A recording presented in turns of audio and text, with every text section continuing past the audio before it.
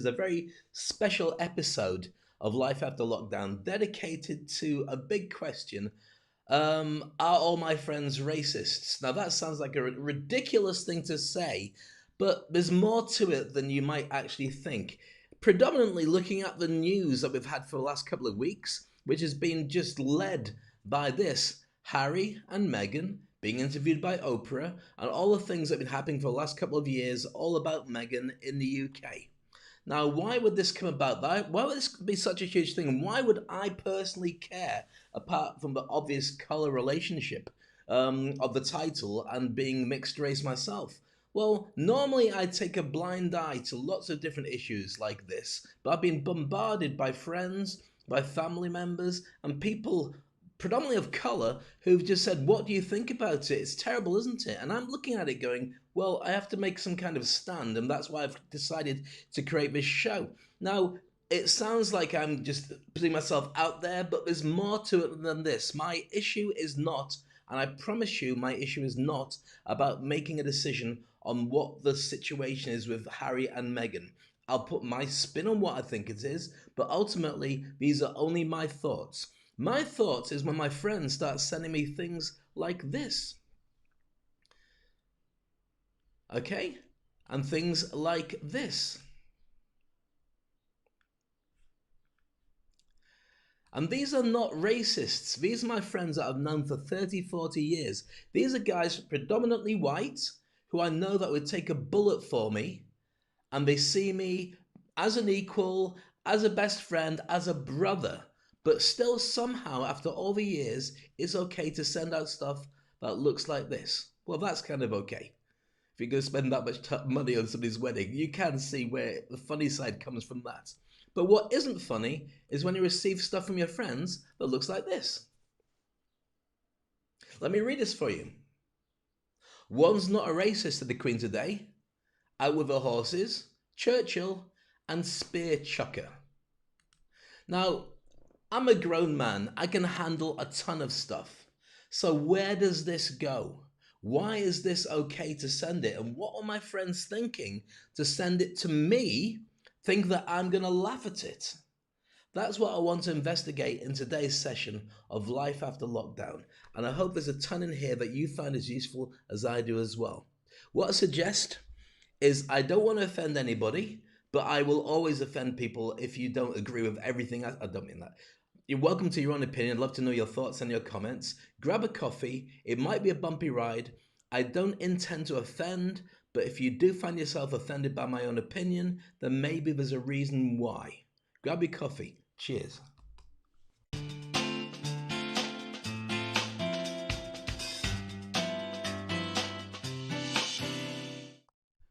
So with that in mind, let's get down to all the things that are packed into why it should be such a challenging thing, and why would I come up with why are all my friends racist? Are all my friends racist? Now, let's say first of all, let me just say that my friends aren't racist. Well, let me qualify. They're not racist in the classical sense of racism. But there are things clearly at work here that's bypassed why this is a challenge. And I was talking to my sister yesterday, my sister Sam, and she was really upset.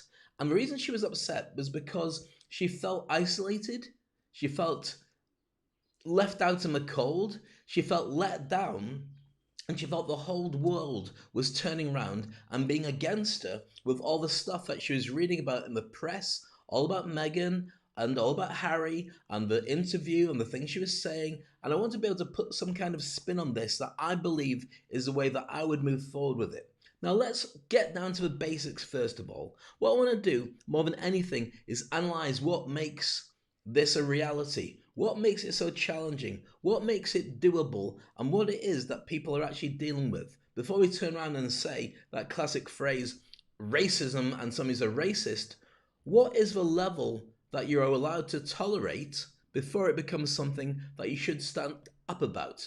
Now, before we go there, I'd like to illustrate branding. Why am I talking about branding? Because I think branding has so much to do with this actual issue. I think there's branding at the heart of it, which also means that when we're talking about racism, we're not talking about racism, we're talking about the branding that people are choosing to use that is affecting people and red flagging other things and bring out a ton of emotions and so on.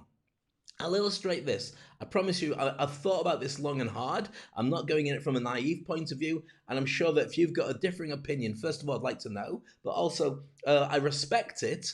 I'm just going to give and share with you my thoughts on it. So let's talk about branding. Let's look at these three circles here. The green circle here is what do you want people to think all about you? The yellow circle is a slightly different thing. It's what they currently actually think of you. And the red circle is what don't you want people to think of you. So what do they think of you? What do you want them to think of you? And what don't you want to? In the center is your brand. Now, why is that important to know this? Well, first of all, as you can see there, it's brand new in the center. But you can also see that if you want people to think better of you in your eyes when you do more certain things and want people to feel less bad about you, you do less of other things. That makes perfectly good sense. So what brands are we talking about here? Well, first of all, we're talking about the brand of the royal family in the UK. We're talking about the brand of Britain.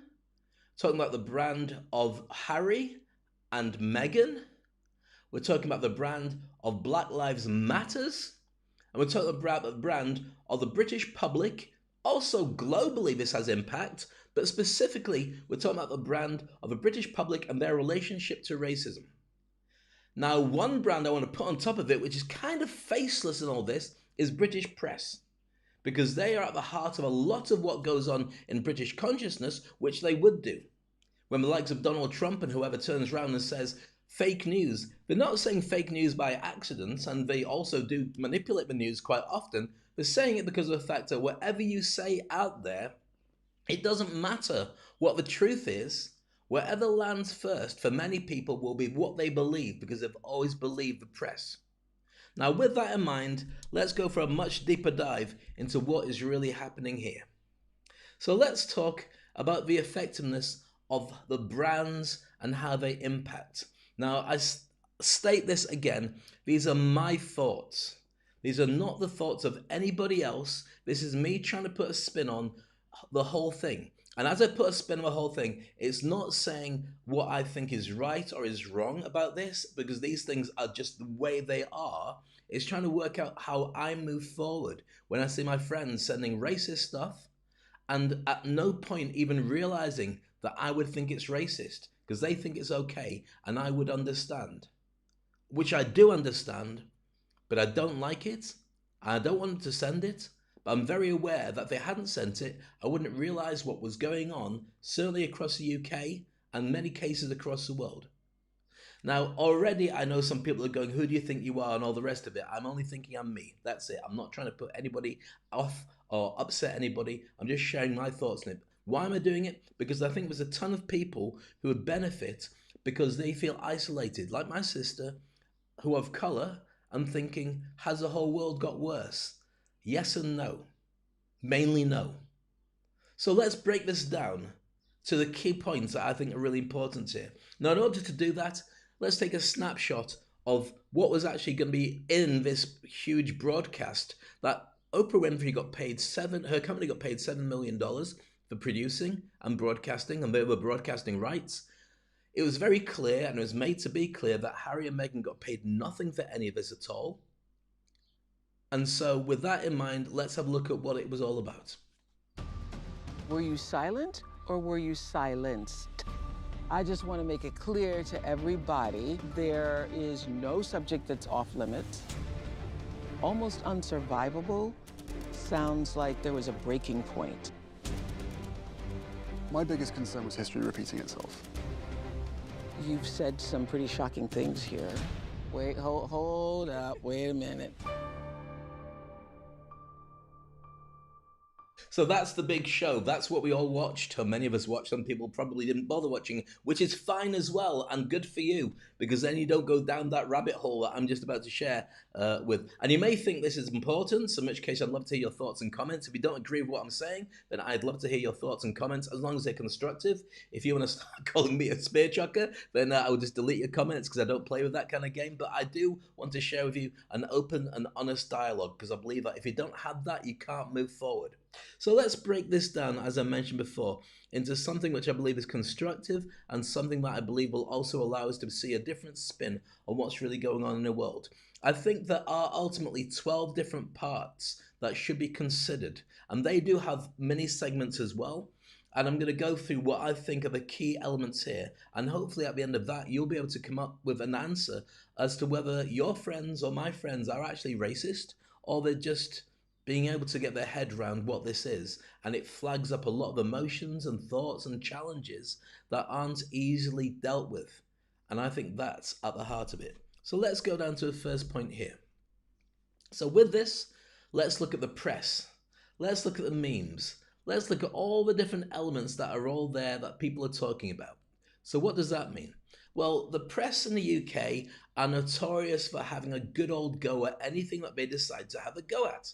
It's a free press and they're allowed to do it. You get right wing, left wing, centre, people who are just there for sensationalism, people who write really strong, points about stuff which are really boring to read. The whole range of stuff in the British press for many years have been the envy of all around the world and emulated by everybody in many cases. Maybe not so much as it used to be, but certainly British press has been respected for what it has been.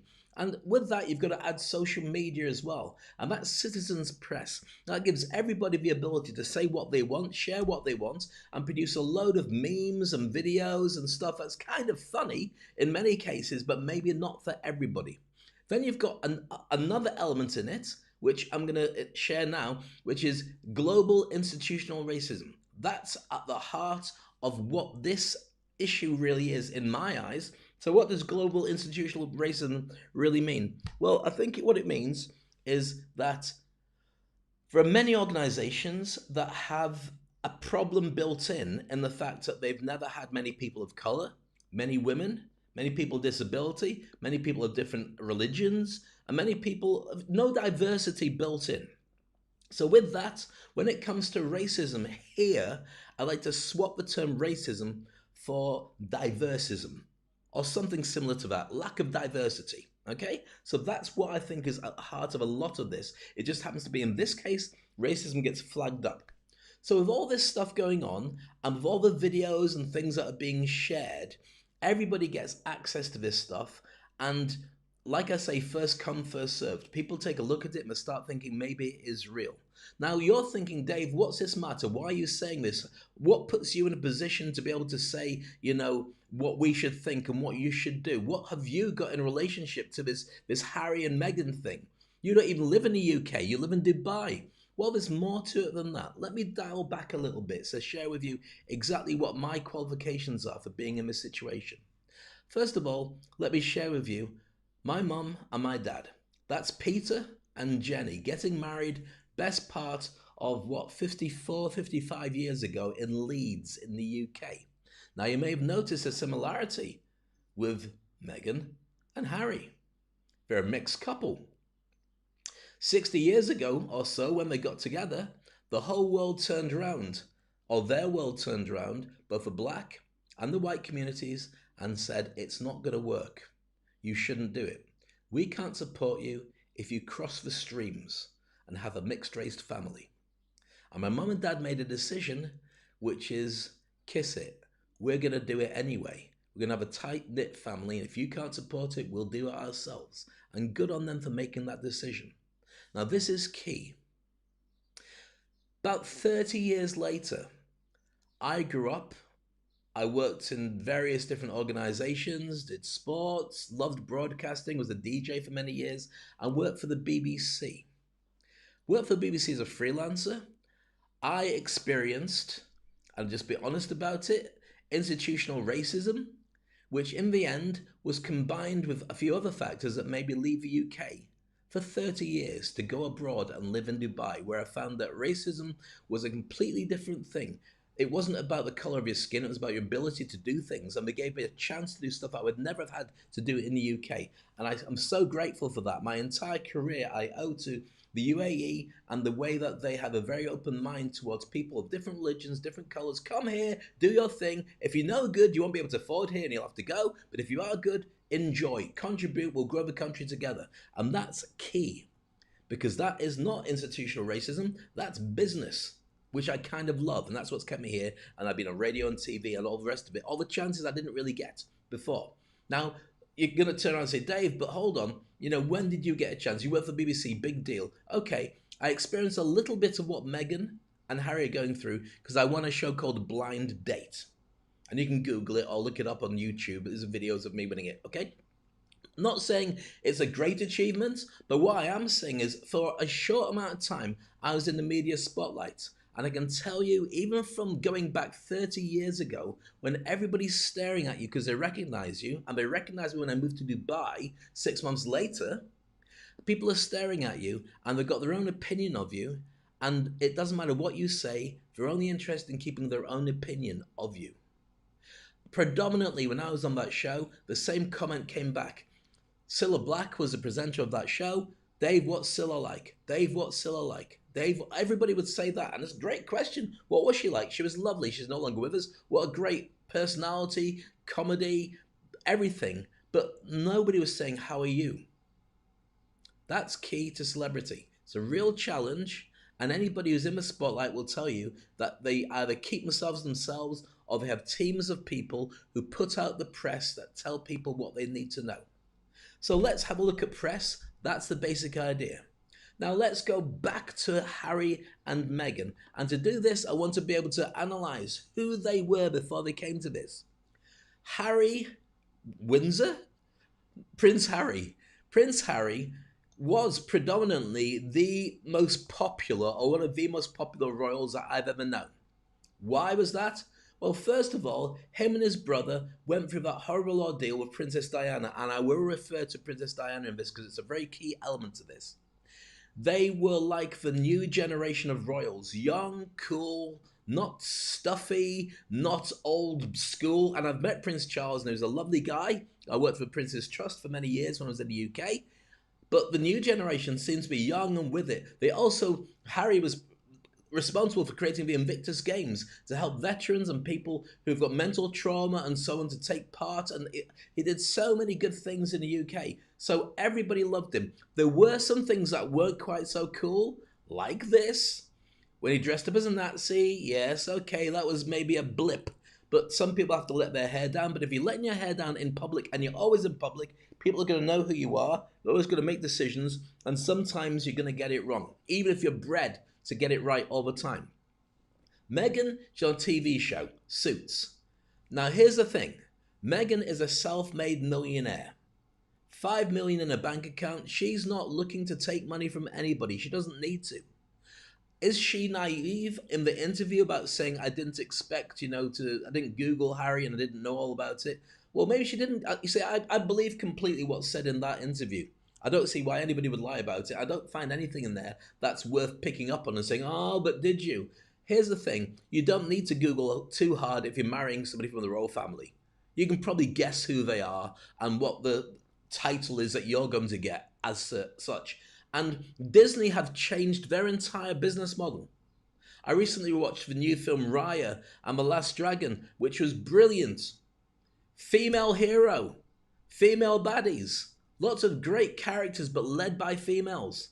Recently, we've seen it with Captain Marvel, and we've seen that with the Star Wars saga, Wonder Woman, loads of great female heroes. This is fantastic. Why has Disney changed? Because they've realized that the world is a different shape now. You have to have diversity. You have to have color. You have to have lots more women in leading roles, because it's the way it should be. And black people, Star Wars, by the way. Just telling you.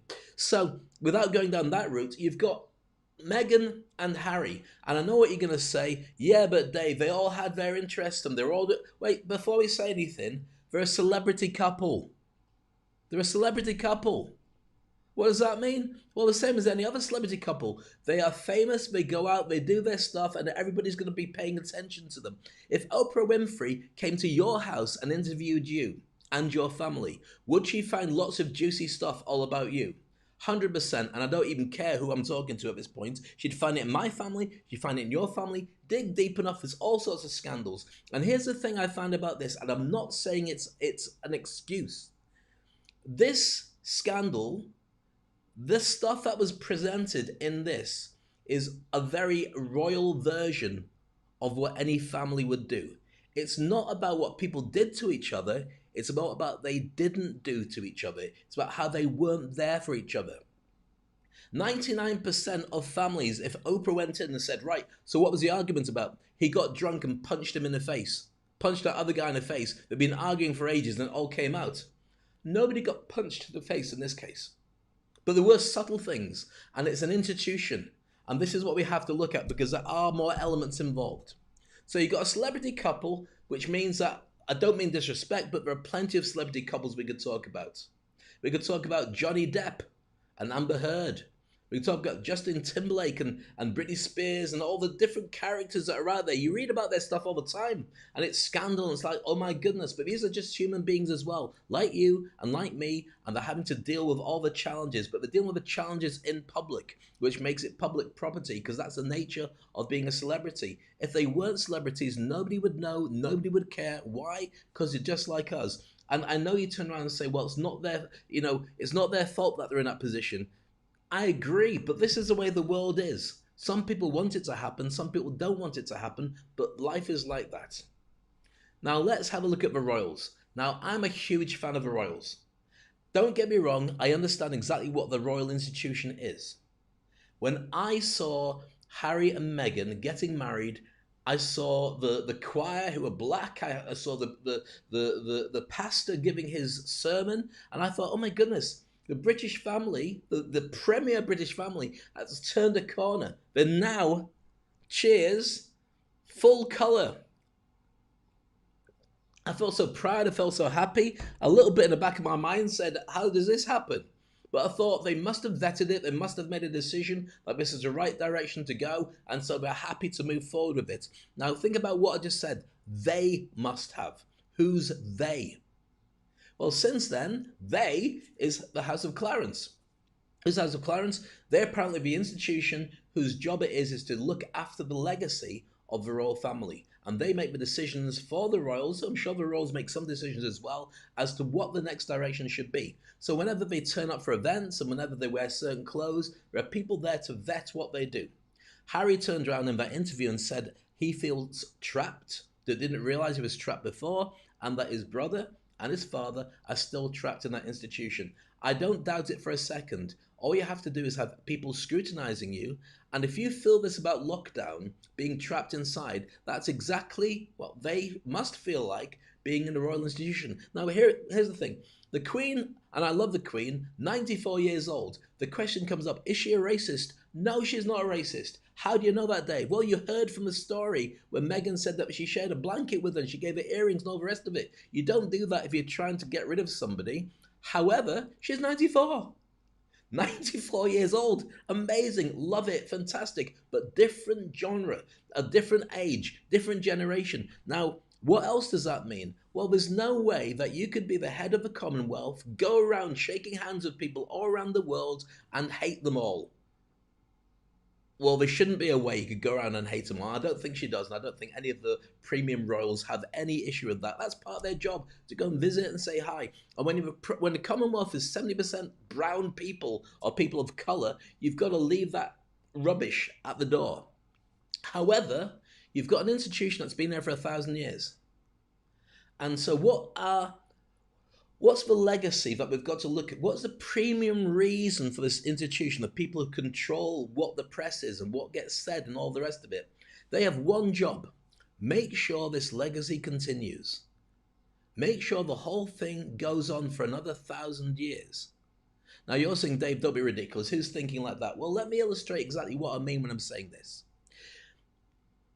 Every other royal family around the world, with a handful of exceptions like Netherlands and so on, Monaco and so on, every country killed its royals. They hung them, they chopped them up, they got rid of them. Why? Because the royals were very rarely in tune with what the country needed, with democracy and looking after the people. That whole let them eat cake idea is something that wasn't there by accident. It was there because it's quite clearly, a disparaging, disparity, is that the right term? A gap between what people need and what the royals were giving them. So I think was it Marie Antoinette who said, let me eat cake, and she ended up being like everybody else at the end of a guillotine. So Britain didn't do that. What Britain did was it turned around and said, right, rather than getting rid of our royals, what we'll do is we'll let you remain heads of state in name only, but you don't control what goes on in the country. You are figureheads. We've got Parliament to look after all that. You can sign off on anything, but you're not allowed to say no. That's the deal. And actually, if you want to investigate this better, go into the original House of Cards that was run in the UK for a very long time. It was really cool, actually. The original one, not the one starring Kevin Spacey. And in one of the series, it has a Prince Charles-style character who decides he wants to get involved in politics because he sees all the things that a government doing are wrong, and see how easy it was for the Kevin Spacey style character to get rid of her whole family in one fell sweep. This is true. This is a truth about the royal family. They're walking a tightrope and they're doing an incredible job, not being themselves, but being there for everybody else. As soon as the British government or whoever government messes stuff up, they arrive. They shake hands, they wave, they open things, and everyone goes, oh, we're all right, Britain's great, fantastic again. I love that. I'm proud of that. Do I see lots of white faces there? Yes, I do. But that's the white family. Then you see a black one joining. Happy days. I see somebody representing me. Am I surprised that it came out the other side the way it is? Not really, to be honest with you. But a lot of this is all about saving face. The decisions that they make are about making sure that this legacy continues for another 1,000 years. So what you end up having is anybody who joins, who doesn't like it, they can get spat out the other side. Is this right? No. But is this a company that could be scrutinized like any other company? No, it's the monarchy. So you can't really turn around and say, right, we're going to sue. Who are you going to sue? How are you going to do that? You just hope that it's caught up with everything else and the right thing is done. And when you see the interview, you realize that mistakes are still being made deliberately in many cases, but also just because of a comedy of errors that aren't really funny. And that's at the heart of a lot of it. Then we get to the next point. Princess Diana. Now, many of you won't know about Princess Diana. They'll just be able to Google and find out. But Princess Diana was in this situation before. Who else was in this situation before? Sarah Ferguson with Prince Andrew. But let's go to Princess Diana because she's very significant in this. Princess Diana, of course, is the late mother of Harry and William. She married Prince Charles. There's lots of gossip all about her and so on, lots of stuff. I'm not even going to go there because it's disrespectful. But what happened was they split. They split personally, then they split publicly. And then she started dating somebody else of colour, and then it all hit the fan. Now, Princess Diana was the Prince of Hearts. She was universally loved as the most famous and most popular royal around the planet. Did some people hate that? I don't know. That's not my concern here. But what I do know was it was dealt with very badly. When she died, it was dealt with very badly. It took a long while for the royal family to make a statement about what had happened. They just lived under the policy of don't comment and don't explain, which works for 1,000 years. But in a press where social media and people's opinions are flying left, right, and center, that's not quite so simple. You have to say something or people will make their own spin on it. Even if you've got the press on your side, social media doesn't necessarily sit under the press, but it can do depending on who you're influencing. So for instance, when you're looking at what happened with Piers Morgan storming out of his TV show because he just said that he didn't like Meghan Markle and thought she was lying, all the rest of it, Piers Morgan, sometimes I like him, sometimes I don't. Sometimes I hate him, sometimes I love him. I agree with some of the stuff he says, and sometimes I disagree. But at the end of the day, it's just an opinion. He can say what he wants to say, same as everybody, because it's become a big fat thing about a celebrity couple. But what is not funny is Princess Diana. Now, this is very key, because when she died in this horrible car accident being chased by the press, leaving her two beautiful sons with no mum, wondering what just happened. And a scandal. And being royals, all they could do was just look for help internally because you couldn't look outside. This is quite key to the actual thing about Meghan looking for mental therapy because she's feeling suicidal.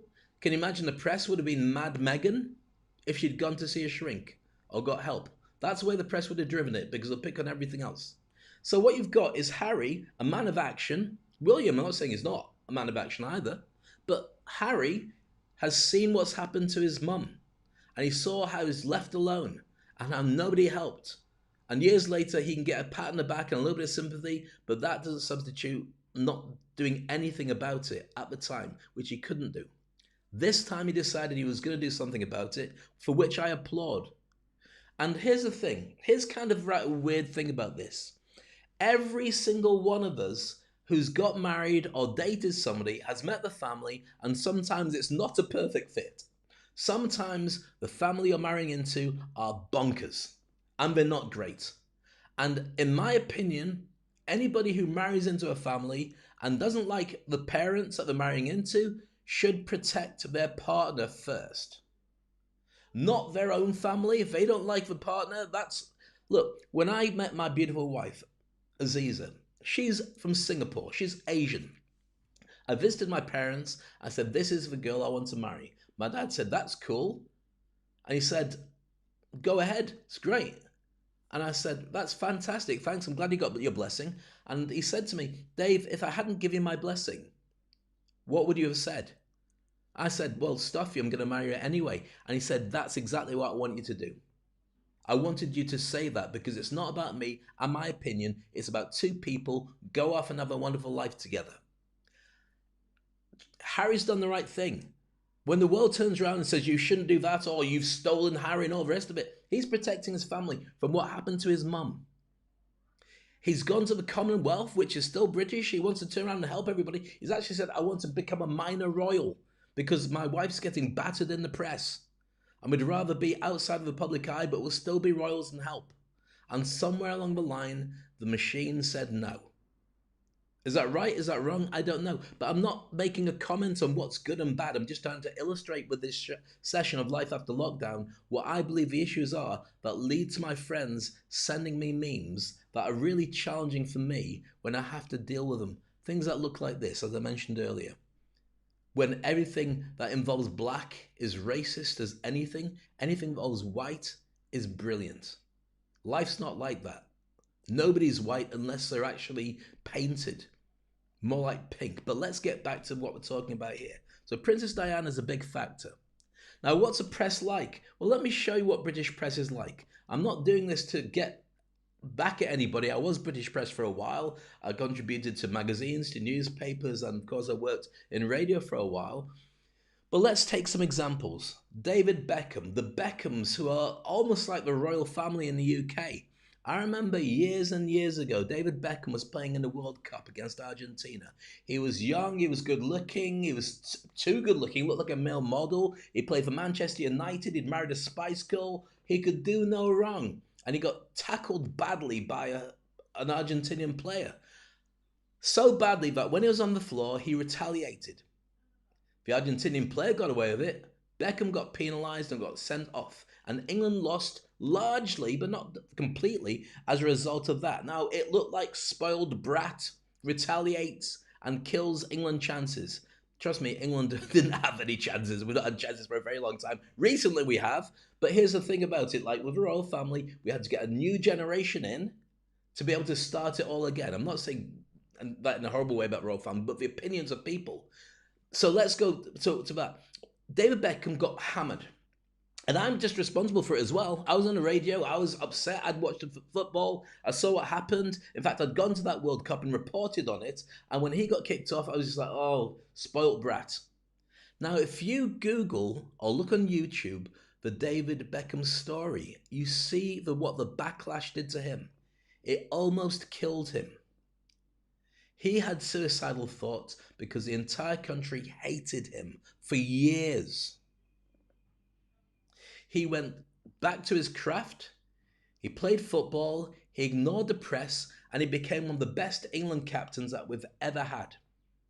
So many times I watched England play and we were rubbish, but one guy never stopped fighting for England. David Beckham. So the press can be brutal. Let's give another example. And the other example, Amy Winehouse. Do you remember Amy Winehouse? Died by the age of 27, but at the time, she was a prodigy. She was a genius, great songwriter, incredible voice, Real personality, but a horrible, horrible battle with drugs and drink. So much that she just didn't turn up to places, or when she did turn up, she was incoherent or intoxicated. And the press had a field day with her. Oh, Amy's drunk again. Ha ha ha ha ha. Until she died. Late night talk show hosts. Ha ha ha. Just like Amy Winehouse. Until she died. Then it wasn't funny anymore.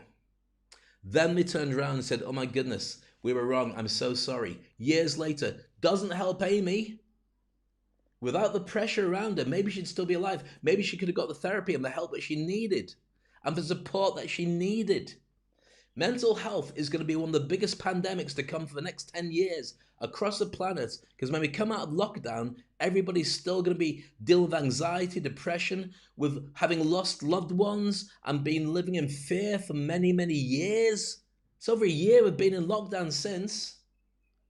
So anyone wants to turn around and say mental health, just ignore it. You're wrong. It should be diagnosed, it should be helped, and should be recognized. And it always should have been, but now more than ever, this is going to cost many lives if we don't understand how it works properly. So let's get the press and the way they've dealt with people in the past, and now we've got it happening and persuading people to feel the same way as they did about Beckham, about Amy Winehouse, and various other dignitaries or celebrities. I mean, I've been out of the UK for 30 years, but I'm sure you could start naming all the ones that have been flavour of the month. And then they turn around, and now that's happening with Megxit, about leaving Britain and so on. Next up, you've got the way the world is stirred up, whether it's woke or it's white. I don't mean white in a horrible way, but I mean the white supremacists that seem to have got their publicity. I don't want to invoke or anger or drive this further, but what I will say is that during the Trump years and the Black Lives Matters years, for anybody who is distant and watching from the outside of the US or watching from outside of the UK or in the UK or in the US, it almost came to a massive head for everybody. You could not stand by and ignore it. It had to be there. My own stance was very simple. I'm not going to say anything about racists. I'm going to talk to the non-racists and say, let's become anti-racist. You, as white people, are the only people who can change it, because nobody's listening to me. I'm too black. They never have, never will. But they'll listen to you. If you turn around as a white person to another white person and say, this is wrong, they'll go, oh, really? Is it? Yes, it is. Oh. No, but surely it's funny. No, it's not funny. It's really bad. Oh. Maybe I'll do something about it. That's the key. Okay? So Black Lives Matters and so on. Now, this particular case is not a clear-cut Black Lives Matters issue. It is and it isn't. For instance, let's take one thing. Meghan Markle, there's lots been said about her. She looks like a Disney princess. Well, she is a Disney princess. She's so beautiful and the features are so pointed. It was like it was drawn by Disney. Now, that's not, she's just who she is. She's a beautiful woman, clearly got a great personality, la la la, the whole thing. But what I'm saying is there are lots of issues. But the one that I pick up is not so much about the Black Lives Matter straight racism. You can't come in, you can't be here, and police brutality. This one's so much more subtle. This one's about mixed race. This is about you can't marry somebody of a different color and expect it all to work out right. And it's probably true. I married an Asian chick. You may have seen my daughter Maya, who's Blasian, part black, part Asian. She's actually lighter skinned than both of us. And my job as a dad, and you may have read it on my LinkedIn or on the post that I made for Women's Empowerment Day worldwide, is literally that my job is to make sure she's strong. And she doesn't have to put up with the same shit that I did and everybody else did as well. And that's what I see a dad's job is to his daughters and his sons and whatever it is. But the key here, and this is a mixed race thing, I personally believe that one of the best ways to get rid of racism worldwide is just to marry somebody different. And then eventually everyone becomes a kind of nutty brown colour, peachy colour, and then there's no complaints that can be made because everybody's had a bit of everybody else. Just a thought, just putting it out there, or putting it in there, or whatever you think. Next point in this, number 8, is Downton Abbey and Bridgerton and other shows like that. It's an obsession, especially in the US. The world loves our royal family. The world loves the idea that you could have this hierarchical society with lords and ladies and sirs and knights and all the rest of this stuff, all the way up to the Queen. And how do you manage to maintain it? Well, we maintain it on a stiff upper lip and keeping things going and so on. And it's just been tradition. For many countries that don't have tradition, it's a real challenge for them to be able to deal with it. In one of the best countries, and it's the one I live in, the UAE, it's got a royal family who run the country. They make all the decisions, political, otherwise, and they want it to work, which is why I've stayed here for such a long time and I've loved every second of being here. It's true. But that's not always so easy for other countries, which I get. But there is a fascination with Downton Abbey, and obviously, I don't see the fascination. I can't watch these shows. I'm just going, yeah, so what? She dropped her necklace. Yeah, but she dropped the necklace because it was given to her by the prince, and the prince gave it to her as a gift to somebody else who gave it back, and now she's dropped it. That means it's don't care, la la la la, not bothered. But the fascination of those shows, and I understand many people do love them, is at the heart of why the celebrity couple story becomes so juicy. Everybody wants a piece of it. They want to know in real life what happens. You can get a real life couple, a real life celebrity couple, and you put it in. That's why people are going, wow, about it, and everyone's got an opinion. If it was any other time, maybe it wouldn't have mattered. If it was any other couple, maybe it wouldn't have mattered either. These are choices and things that people are understanding and working with. All right, next up is the quarantine, the big bad. The quarantine makes everything worse. If you're stuck in lockdown and you can't get out and you've lost loved ones or you've lost freedom or you've lost your job or you've got lack of money coming in or you're frustrated with an invisible enemy and you're seeing what's happening around the world, you are going to be pushed. You're stressed. And anything that comes your way that makes you feel better, even for a second, by looking at somebody else and saying, ha ha, or it's you, not me, that empathy didn't last more than 3 months when we went into lockdown. After that, people changed again and started getting really ratty and not much fun, and the caring seemed to go out the window. But quarantine makes it all worse. Everyone's in a pressure cooker. And so if you're given an enemy to pick on, you're probably going to do something with that. Why? Because you're not having conversations down the pub or at the office or around the water cooler to calm it all down. It's you are just being fed stuff. And so you're going to think that maybe that is gospel and that's the way it should be. Wrong or right, but the quarantine makes a big difference in the end result. So how does this all fit together?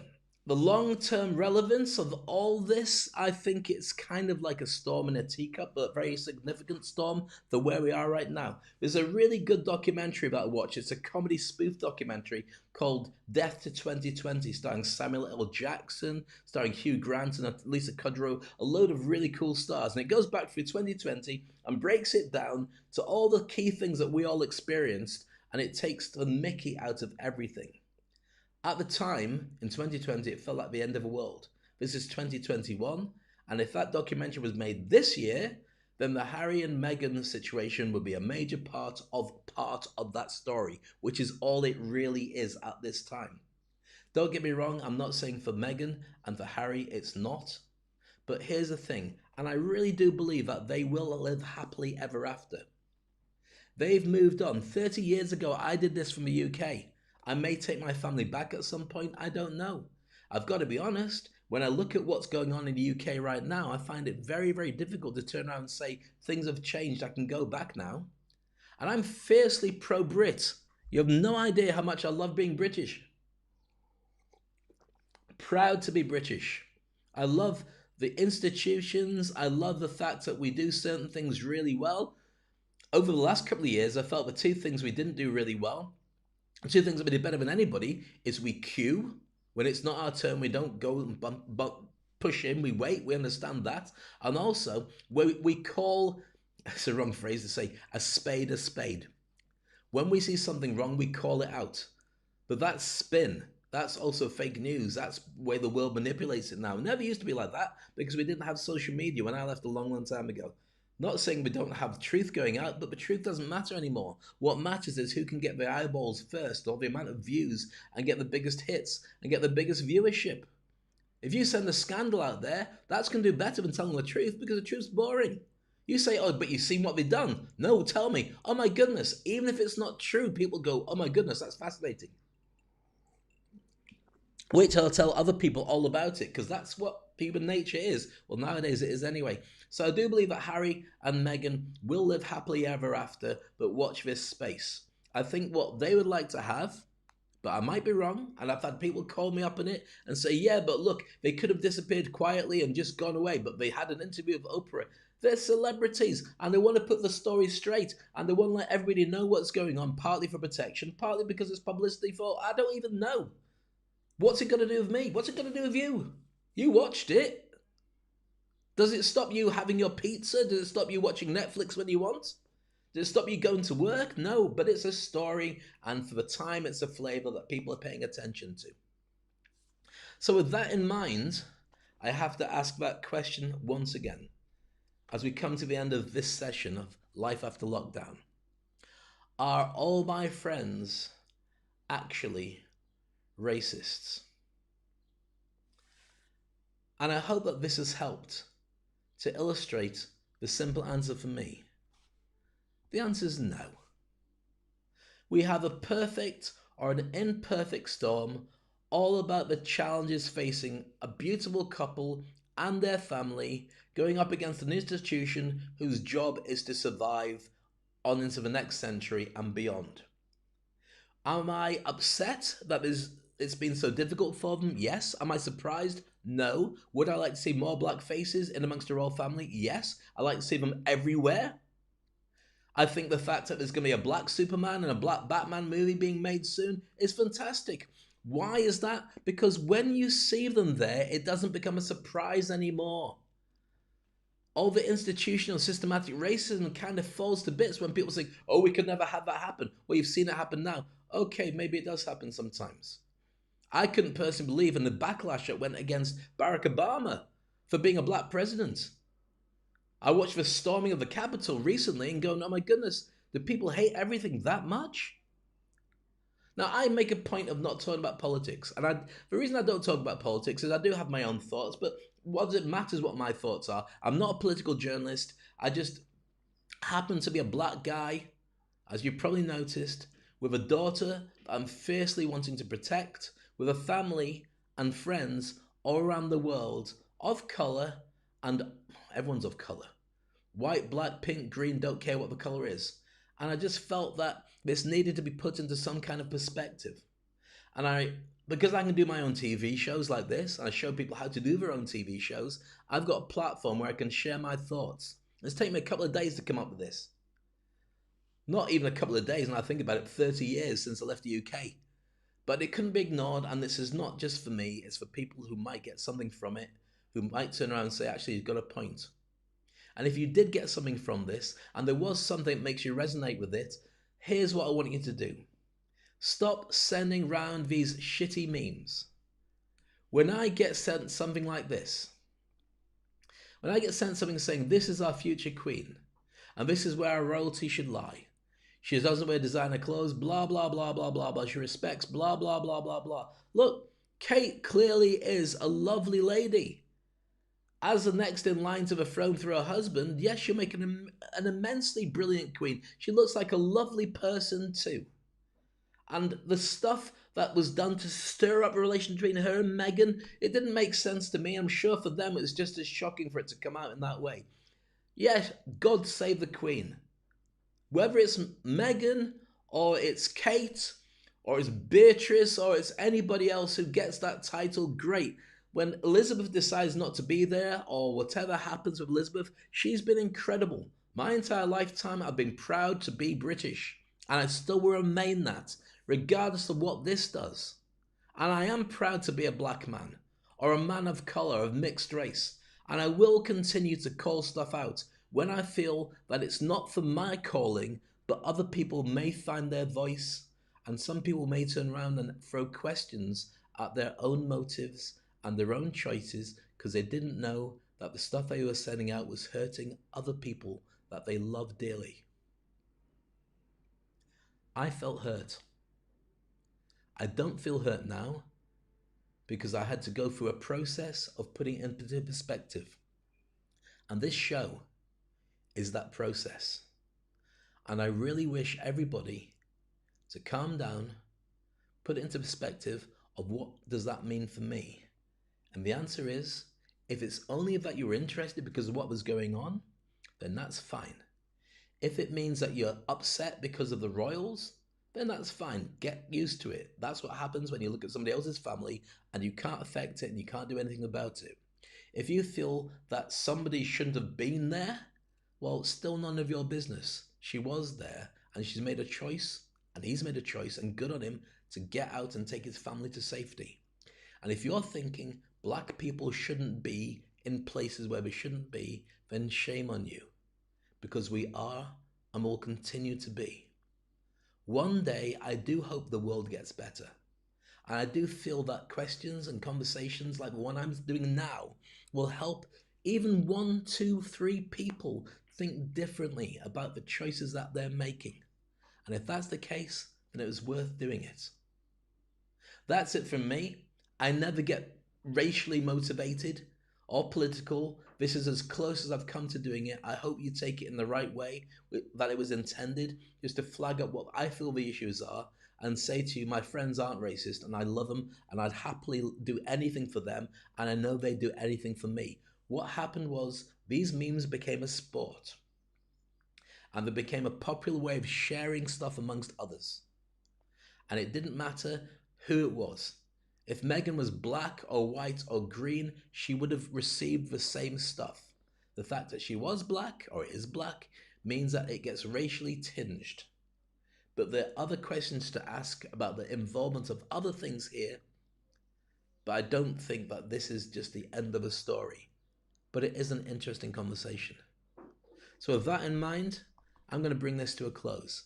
It's been an utter pleasure having you with me. If you've stayed for this duration, I'd love your thoughts, I'd love your comments. I want you to share this with people if you believe it has worthiness. If you think it can help somebody and somebody has been really feeling lonely, feeling lost, feeling pain as a result of the whole Megxit story, and I hope this helps them as well. Until the next time, look after yourself. And one day we'll all go out into the sunshine and we'll all get a bit of a tan. It's life after lockdown. Have a great day.